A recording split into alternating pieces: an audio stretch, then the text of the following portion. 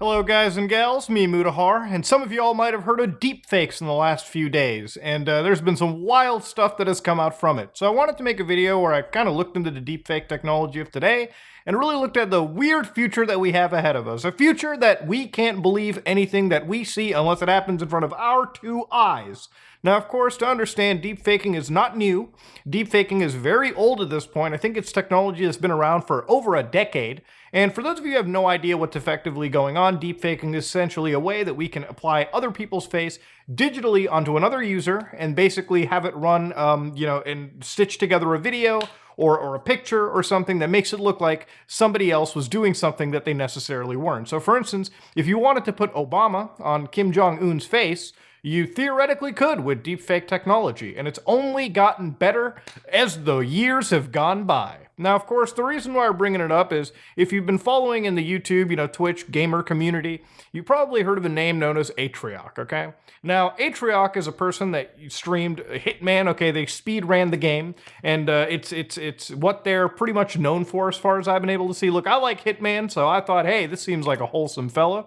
Well, one fine day when Atrioc was streaming, he decided to hit Alt-Tab on his keyboard. Now, if you've used a modern operating system, you know it brings up a task manager. Now, if it's one thing that I know about people watching you on Twitch or YouTube is they will always scour your desktop or anything just to see if something gets leaked, okay? Maybe a credit card, an email, some juicy DM. In Atrioc's case, it was him browsing a website, a paid-for website that was looking at unsolicited deepfakes of people that he actually knew.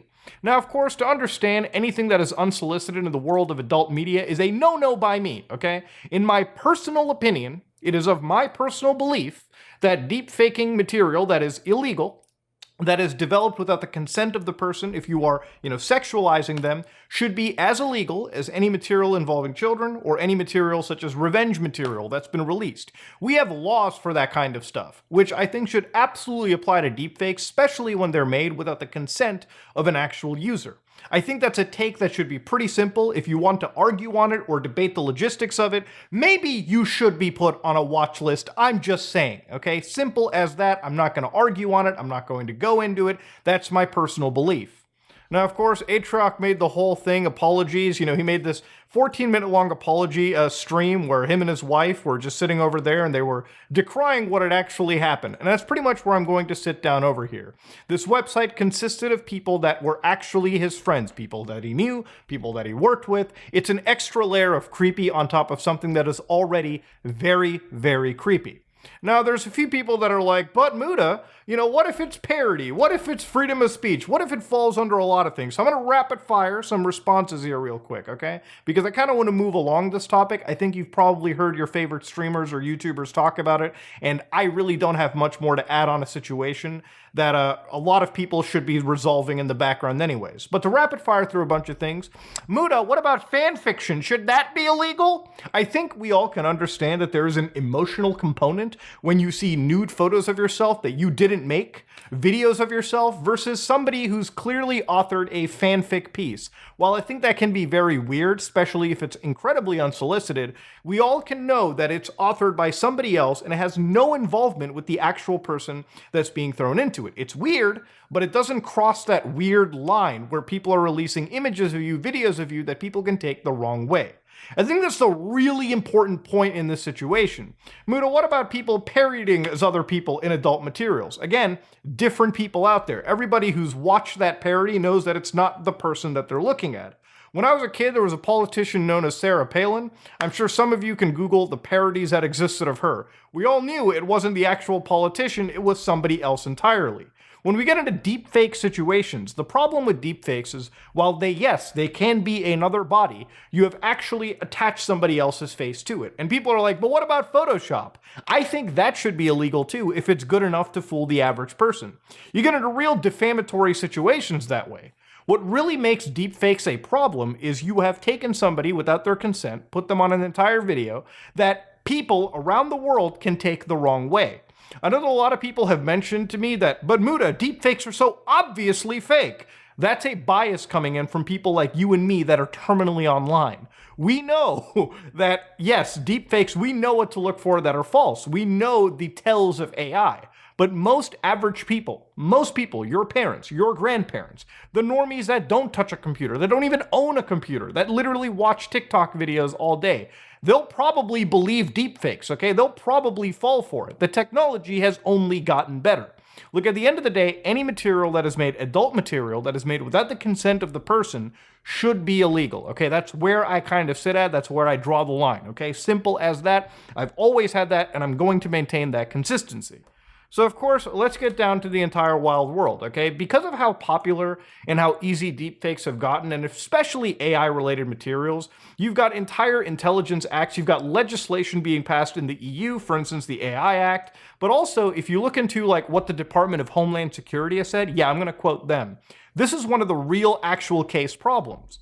For instance, consider a scorned boyfriend who wishes to blackmail a girlfriend who has expressed a desire to break up so she can date someone else. The boyfriend, who is the attacker in this case, wants to frighten the victim into staying with them by threatening a published naked photo of the victim if she follows through to break up.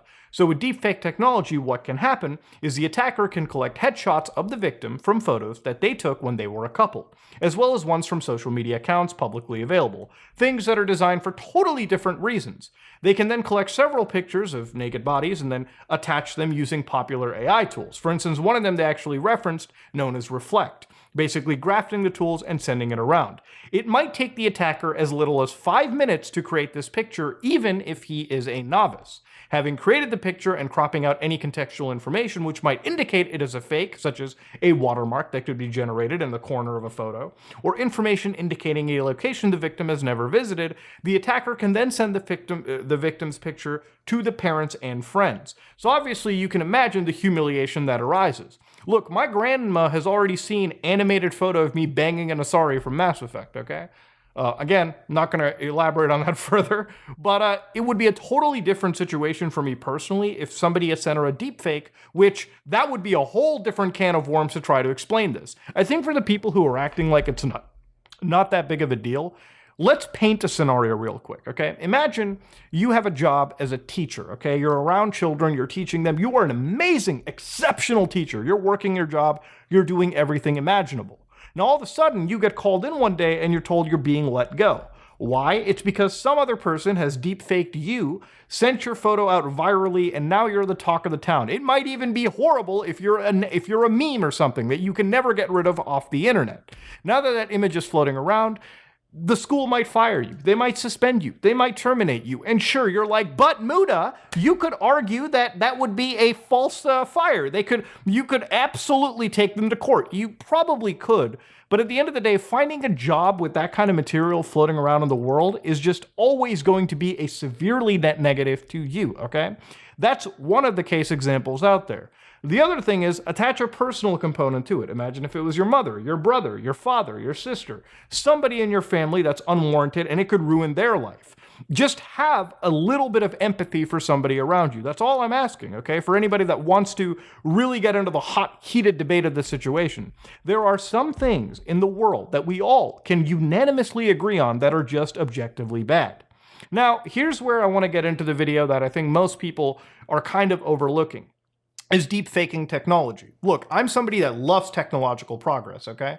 I can agree that there are technologies that are used for nefarious reasons. Deep web, for instance, browsing the dark web. The dark web can be used for a lot of bad things, okay? A lot of bad reasons. And I've covered it. I've seen plenty of people cover it. But it can also be used for a lot of good reasons, like protecting journalists or maintaining a level of anonymity and privacy from prying government surveillance. That can be bad. Yeah, you can use technology for good reasons just like you can use them for bad reasons. A lot of people have said that, hey, it's really difficult to regulate this technology. How do you make something illegal? Look, murder is illegal. Doesn't mean it doesn't happen, okay? Computer hacking is an illegal crime. Tampering and, manipulating networks is a crime. Doesn't mean the software isn't floating around and it's super easy to do. Having laws just means you can deter a majority of individuals and have a framework in place so if somebody is abusing things, you can jump in and actually send them and enforce that law against that individual. That's why laws exist, okay? That's why regulation exists. It doesn't immediately stop a crime from happening. You'd have to be a fucking idiot to believe that, but it is obviously present so that you can have some deterrence, okay? Versus absolute nothing. So again, looking at the technology, I wanted to really jump into it, right? So for instance, there's plenty of easy tools somebody can use to create easy deepfakes like Face Magic, Reface, FaceApp, you name it. But there's plenty of GitHub projects like Deepfakes Collab that also exist that can be run in a cloud. So you don't even need a fancy gaming computer or a dedicated GPU to do this. Again, Deepfakes Lab is the primary software that people have been looking at, and I believe there's a version 2.0 that is more recent, but obviously this is designed to be run on your actual dedicated GPU. So you can take headshots of people and put them onto other individuals, whether they be in movies, television, so on and so forth. And of course, the quality of it is dependent on how good of shots you get. So obviously, if you're a public figure and you've had like hundreds of hours of your face on the internet in grossly high quality, 4K even, then you might be the most susceptible to this. Look, this could affect you as much as the average Andy out there that is just living their life. I think we can agree that initially this footage from 2 years ago isn't exactly that impressive, okay? It's just Kim Jong-un talking, and of course you might be like, I can easily tell this apart from an actual fake or real image. Obviously, ladies and gentlemen, this is a 2-year-old video. Clearly, technology has advanced since then. There's an entire Reddit called Deepfakes SFW, safe for work, because a lot of deepfakes can be used for illegal reasons. One of the things that Atrioc was doing, and one of the reasons why I wanted to stop the video and wanted to hold it off, was because this website had to be taken down. The website Atrioc was using, as far as I understand, the creator has taken it down.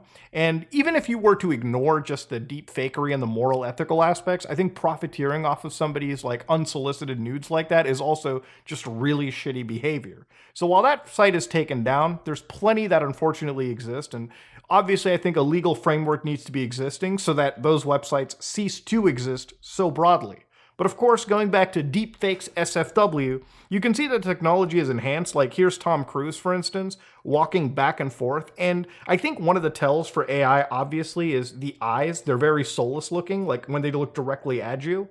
But of course, him walking around, this is significantly better than the Kim Jong-un bit. And I guarantee you somebody took like minutes out of their day to get this together and have it functioning. And when I say literal minutes, deepfaking does not take too much time to get started. With Deepfakes Lab, literally it has a bunch of batch scripts that you can just follow through to basically get the desired result that you want. Again, as long as you have a source video, a training video, you can effectively rip the face sets out and then train a model overnight, or how many hours you want to put into it. The more iterations, the better. Obviously, the source quality of the faces also matter as well. And when you train that model, again, this takes minutes of human actual input. Most of the time spent doing this is having a graphic card process this entire thing.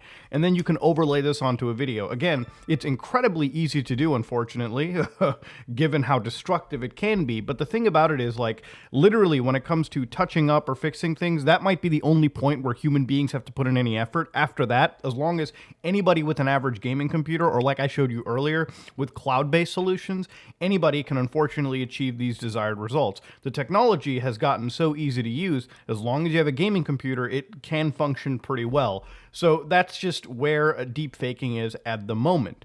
And of course, that doesn't even cover things like AI voice cloning and whatnot too, which has gotten significantly more advanced since the last time I've looked at it. But of course, let's get back to the video.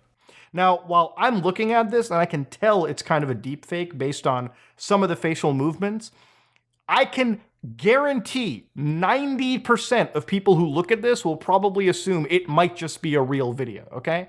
And again, you could further touch up a deepfake to make it look even realer than this. One of the case examples for deepfake technology that works and is actually efficient is, for instance, NVIDIA's new broadcast tool. So for instance, if you're not looking at the camera, you can actually have AI retouch deepfake you, so you're actually paying attention. So again, it's technology that can be used for incredibly nefarious reasons, but it can also be used for reasons that are pretty good and, generally harmless. It's really up to the user using this technology for good and bad reasons. That's all it comes down to.